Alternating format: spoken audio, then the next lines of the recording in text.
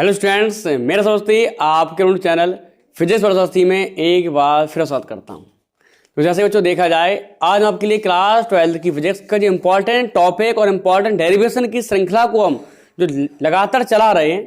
जैसे कि आपके पास कल एक वीडियो आया होगा, तो साथ हम जानते हैं कि पहले से ही आपके पास नोटिफिकेशन आ चुका होगा। देख लिया करो, आप पहले सही 7 बजे का नोटिफिकेशन पहले से मिल गया होगा आप लोगों को। ठीक है, आप अभी तक आपने वीडियो को शेयर नहीं किया, शेयर कर दीजिएगा। वीडियो को लाइक नहीं किया, लाइक कर दीजिएगा। और चैनल को सब्सक्राइब कर लीजिएगा। इतना काम पहले कर लिया होगा। और कल आपने 7 बजे चला था, हमारा कौन वीडियो चल रहा था?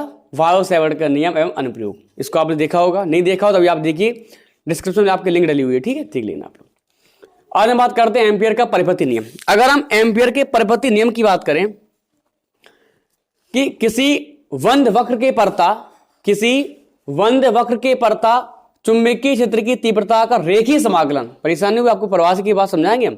तो किसी वंद वक्र के परता चुंबकीय क्षेत्र की तीव्रता का रेखीय समाकलन निर्वात की चुंबकशीलता के मान एवं वंद वक्र में से गुजरने वाली धाराओं के बीजगणितीय योग के गुणनफल के बराबर होता है। थोड़ी हम रेखीय समाकलन की बात करें तो चुंबकीय क्षेत्र तथा लघु अल्पांश के अदिश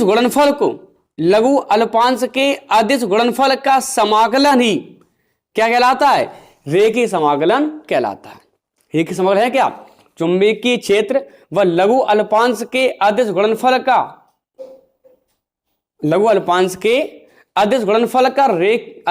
का समाकलन ही रेखीय समाकलन कहलाता है।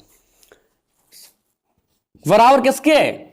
निर्वात की चुंबकशीलता कितनी होती है? म्यू 0 होती है। उसका धाराओं की बीजगणितीय योग, जहां सिग्माई क्या होता है? सिग्माई होता है धाराओं का बीजगणितीय योग। जैसे आपसे बात करें, इस तरीके से कोई चालक तार है, इस माना हमने I1 धारा है, I2 धारा है, और नीचे की ओर I3 धारा है, और ऊपर की I4 धारा है। यह धाराएं प्रवाहित हो रही हैं, और इसको हमने कहां रखा है? वंद वक्र में। यही वंद वक्र कहलाता क्या है? यही वंद वक्र होता है आपका एम्पियर लूप। क्या होता है आपका? Ampere loop. ये वंद वक्र क्या होता है आपका? एम्पियर लूप होता है। इस एम्पियर लूप से जो रेखाएं, जो धाराएं गुजर रही हैं, इन सबका कैसा योग? बीजगणितीय योग। बीजगणितीय योग का तात्पर्य क्या होता है? चाहे आवेश हो, चाहे आवेश का बीजगणितीय योग हो, चाहे धाराओं का, हमेशा चिन्ह सहित रखना। तो चुंबकीय क्षेत्र की तीव्रता किसी वंद वक्र में से, वक्र कैसा है? वंद्र। आपने पढ़ा होगा, हमने पढ़ाया था आपको गॉस की प्रमेय। गॉस की प्रमेय बात की थी हमने। किसी वंद पृष्ठ से गुजरने वाला वैद्युत फ्लक्स उस पृष्ठ के परिबद्ध आवेश का, परिबद्ध क्या? घिरा हुआ, परिबद्ध आवेश का 1/ε0 गुना होता है। वही बात यहां पर है। एक एम्पियर लूप है, उस एम्पियर लूप से जो धाराएं गुजर रही हैं, इन धाराओं का कौन सा योग? बीजगणितीय योग। जहां लिख दे रहे हैं, जहां म्यू क्या है? निर्वात या वायु की, सही से आ रहा है वीडियो देखो, निर्वात या वायु की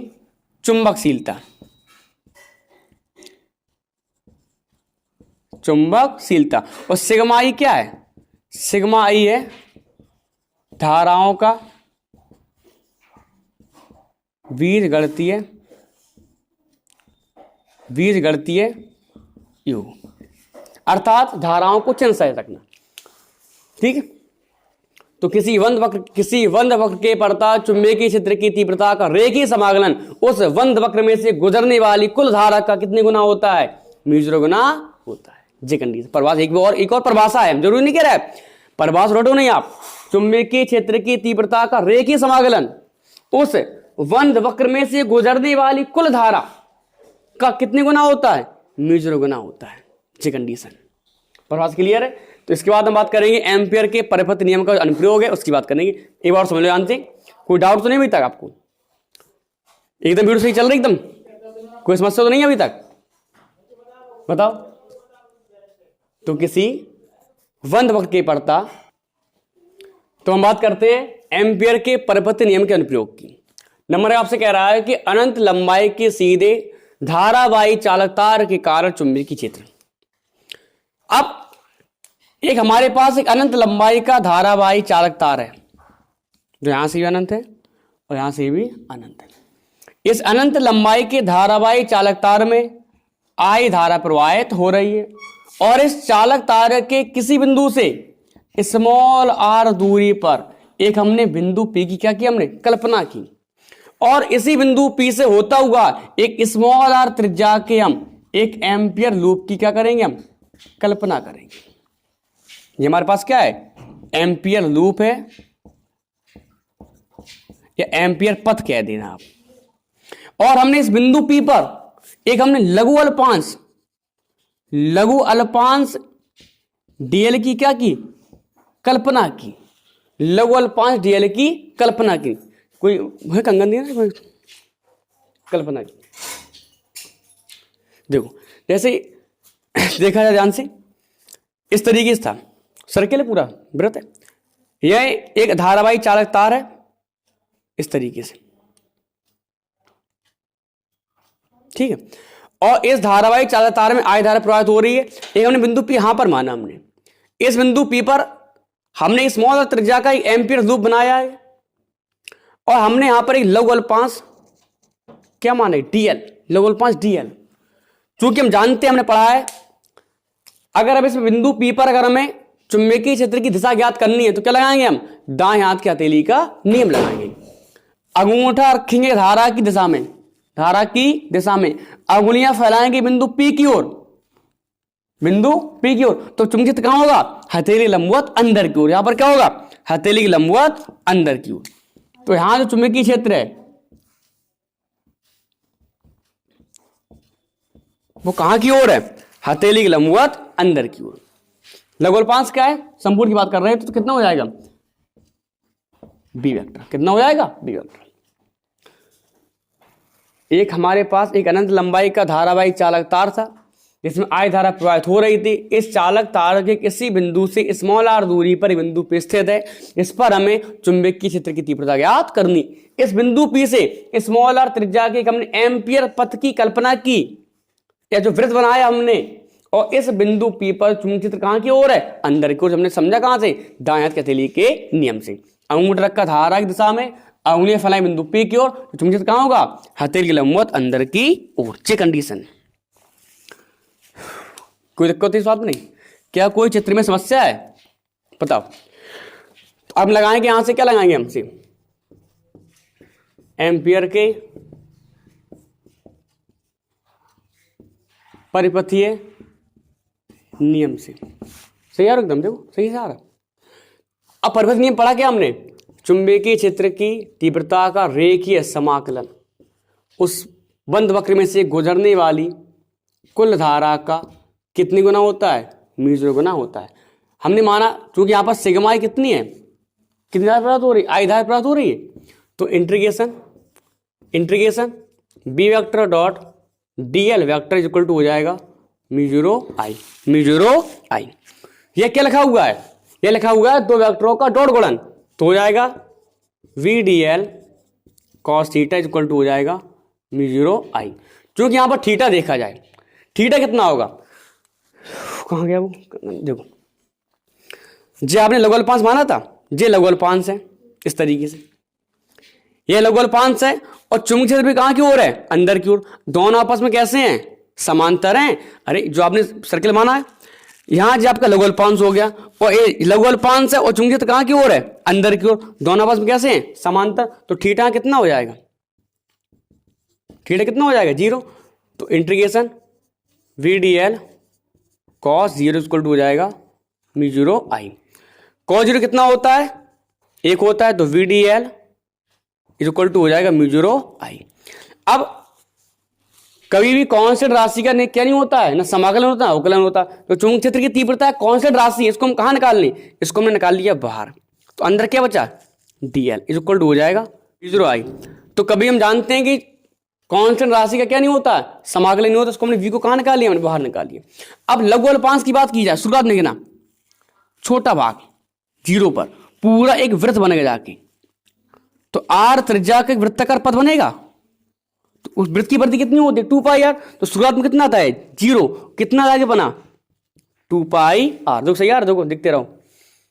तो v बराबर dl का समाकलन कितना हो जाएगा, हमने कल बताया था आपको dx का समाकलन x होता है, dl का समाकलन l होगा यहाँ पर, क्योंकि dx के साथ क्या छुपा हुआ है, x की पावर 0, और x पर 0 कितना होता है, 1 होता है।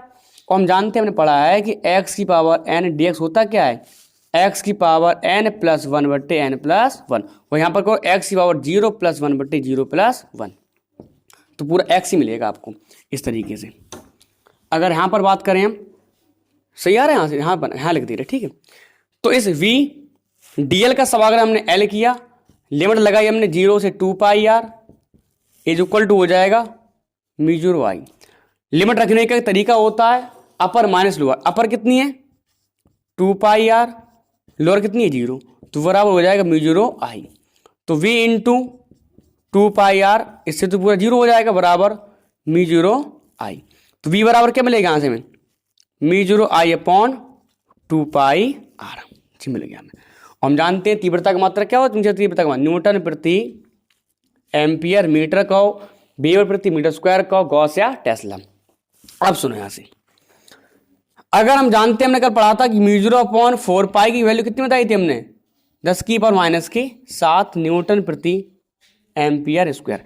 अब आपके पास क्या है, आपके पास आ गया म्यू अपॉन 2 पाई, म्यू अपॉन 2 पाई, इसमें हम 2 का मल्टीपल अंश हर में गुणा कर दिया हमने, यहाँ से इसको ऐसे कर दे रहे, हमने क्या किया 2 का ऊपर नीचे गुणा कर दिया, तो क्या बोला हमें 2 इंटू म्यू अपॉन 4 पाई, म्यू अपॉन 4 पाई। और हमने पढ़ा है कि 2 इंटू म्यू अपॉन 4 किसके बराबर है, 10 की पावर माइनस के 7। तो याद रखो हमेशा कि कभी भी आपको म्यू अपॉन 2 पाई दिखाई जो कितना मान होता है उसका मान 2 गुणा 10 की पावर माइनस के 7 न्यूटन प्रति एम्पियर स्क्वायर, ये होता है। सही चल रहा है एकदम।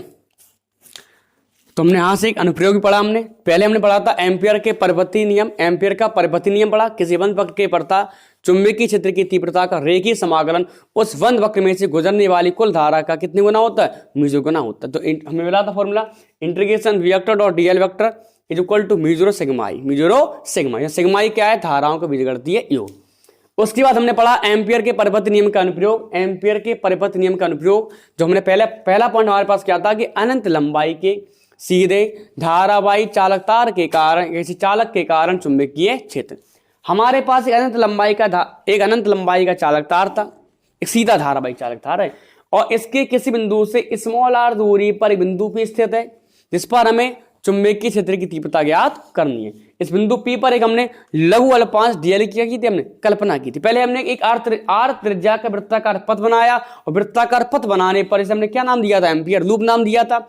और वृत्ताकार पथ बनाने पर उस पर एक हमने लघु अल्पांश dl की क्या की, हमने कल्पना की थी।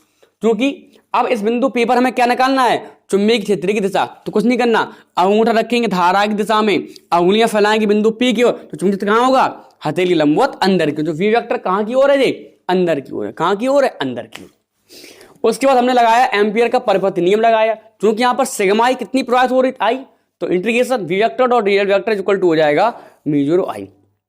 ये लिखा क्या हुआ है, दो वेक्टरों का डॉट गुणन, तो BDL cos theta equal to हो जाएगा म्यू आई। थीटा कितना है 0, थीटा 0 क्या हुआ, क्योंकि डीएल लघु अल्पांश व चुंबकीय क्षेत्र दोनों आपस में कैसे हैं, समांतर हैं, दोनों आपस में कैसे हैं, समांतर हैं। तो थीटा कितना हो गया 0 हो गया।